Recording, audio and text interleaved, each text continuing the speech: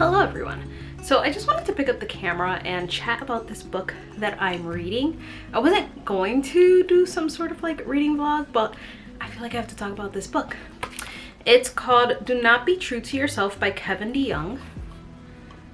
Oh, I have another book by him. Not the point. It's countercultural advice for the rest of your life. The world says you must find yourself, be true to yourself, and express yourself. Jesus gave us a different and better way to live. And this kind of came about because of a graduation speech he was going to be giving. Now I'm like way too bright. And he didn't want to give the same speech about like following your heart and do this, do that. Here he says, sure, this may sound uplifting, but scripture commands believers to submit to God's will, not our own desires. So this is like a collection of some sermons, commencement speeches, and just kind of like that he poured into like this little book. It truly is this tiny little book. It's how many? It's 56 pages. And so far, it's been so good. Like, he starts off saying, the real you is worth letting out if the real you is dead to sin and alive in Christ. Actually, that wasn't even the first thing I tabbed. Oh, I tabbed Proverbs 14:12. There's a way that seems right to man, but its end is the way of death. That's Proverbs 14:12. And then he kind of talked about Esau and how he kind of gave away a better identity as the firstborn of Isaac for stew. He became a profane man, treating what was sacred with irreverence and disrespect. And just going through this, and it's just crazy. The chapter that I just finished up now is called Choose Yourself, and he talks about Joshua, how when he's dying, he's calling the people to rededicate themselves to God, and he's asking them, like, are you going to choose God? And they're like, yes, we will. And he's like, but you're not going to. And they're like, yes, we will. And he's like, give up your gods. And he says this. He says, the author says, it is to these people that Joshua says, choose this day whom you will serve. Joshua might say to us, you say you're a Christian, you come to church, you own a lot of Bibles, you've been to summer camp. But do you serve the Lord alone? If your friends are God, serve them. If your phone is God, serve it. If sports saved you from your sins, serve sports. If grades are going to make your life worth living, serve them. If movies and television and parties are what give your life purpose, then serve them. But if Jesus is God, then stop trying to hedge your bets. It's not hard in most places to get people interested in Jesus. It's not terribly difficult to get people to make some sort of decision for Jesus. What is hard here and everywhere is getting people to stick with Jesus. And then he just says that God wants our commitment to be single-minded. He wants our commitment to be serious. And that's kind of what he's trying to make a point that Joshua's, like the point that Joshua's trying to make. And what else? I highlighted more. There's just so much goodness, and I'm only like 20 pages in. It's a little baby book, but I just want to talk about it, and I just wanted to share my thoughts because it really got me thinking, like, what am I putting before God? Am I truly choosing God, surrendering him, putting him above everything else? Like, do I have other things in my life that are becoming a God? Is this an act? And you could start also overthinking to, going on a spiral, like, oh, but he says, like, do you have a lot of Bibles? I have tons of Bibles. And then you can start thinking like, oh no, is this a sin? Have my Bibles become a God? And it can kind of ramble and just keep going. And so I also have to like check myself. But here it says, we need to be intentional in our devotion to God, purposeful in our obedience to him.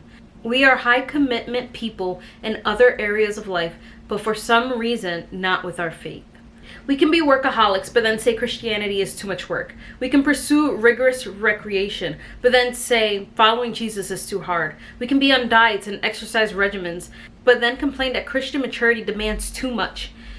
Young people plan for education, for marriage, for getting the perfect job, but then figure they don't need to be concerned about their faith until someday when they're older.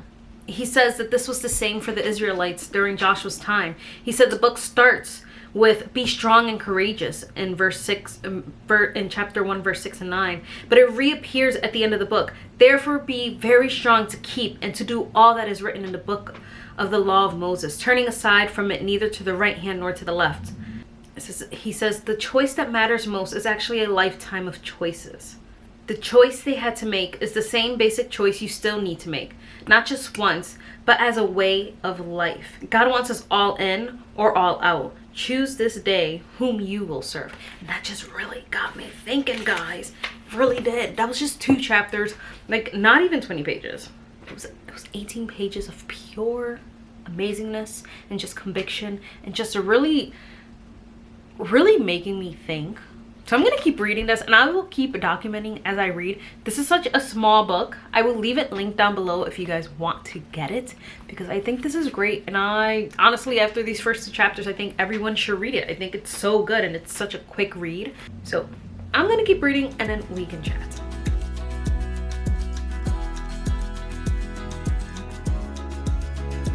Alright guys, it is another day. Let's chat about this book a little bit more. I'm still going into it.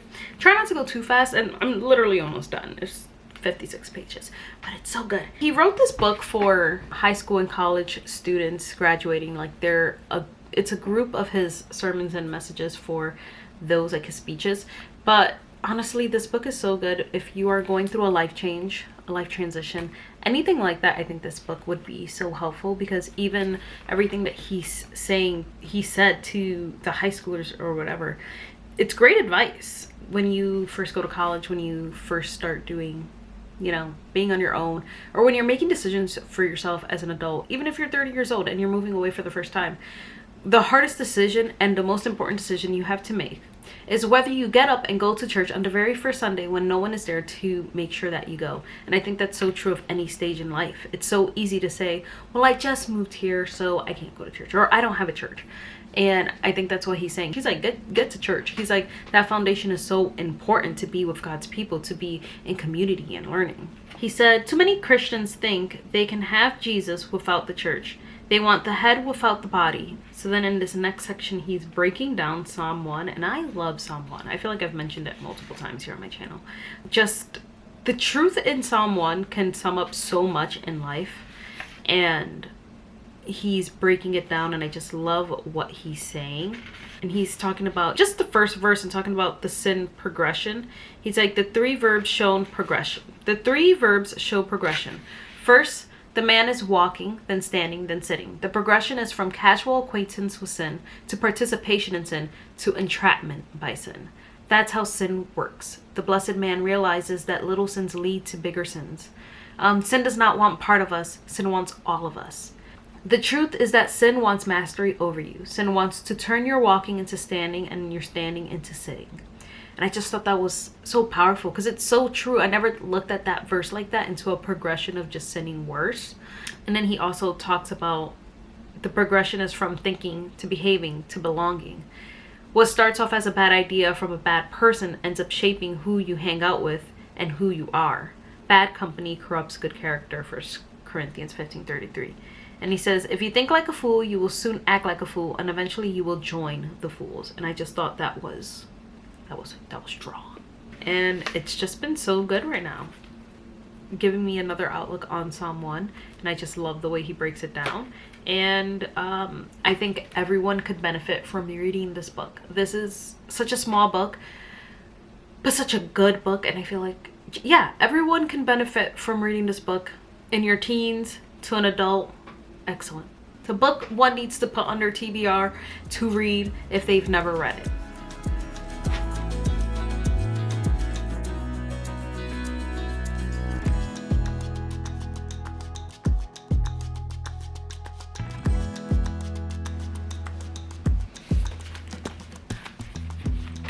So I think this book is definitely a must read for anyone.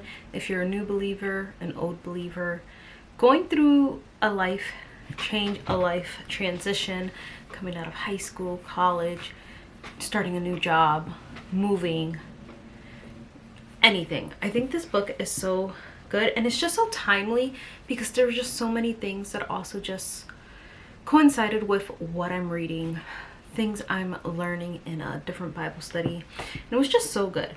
It goes into choosing God and understanding the worth of who we are in Christ, understanding that God needs to be a priority. I believe I read some of that from the beginning, like if we serve the Lord alone, and how God wants us. But then it also goes into Psalm 1 and just breaking down that chapter in a way that I've never read before. And then it goes into those that are close but not in, and giving the gospel essentially in this last section, talking about how Jesus spoke about the 2 greatest commandments, talking about the scribes and how that one scribe was close but he wasn't in, and just making sure that that is not how we are also. And he also mentioned loving God involves your desires, your intellect, your attitude, and your behavior. And then just he also gives a list of some books. How many books? 12 books that he thinks are just a great foundation for the faith. And they're all older books, but it's his opinion that these are pretty good books. Yeah, I think this book could be beneficial to everyone and anyone in whatever stage of life. And I just think it was so good, and it was such a quick read. So good, so good. That's all I have to say about this book, is that it was so good. I'm gonna leave this here, and thank you for joining me on this really quick impromptu reading vlog, and I hope you guys enjoyed it. Let me know if you guys want to see more videos like this. I have no problem sharing as I read, and sharing like in real time the thoughts that I'm having when I read a book, or what the book is saying and how it's impacting me as I read. And I think maybe this will encourage me to read more, because I really want to make reading more faith books a priority. I hope you guys enjoyed this book. No, not this book, this video. I hope you guys go out and get the book. I will leave it linked down below because I think it's amazing and we all should read it. And I would love to know your thoughts if you have read it. So yeah, see you guys in my next one.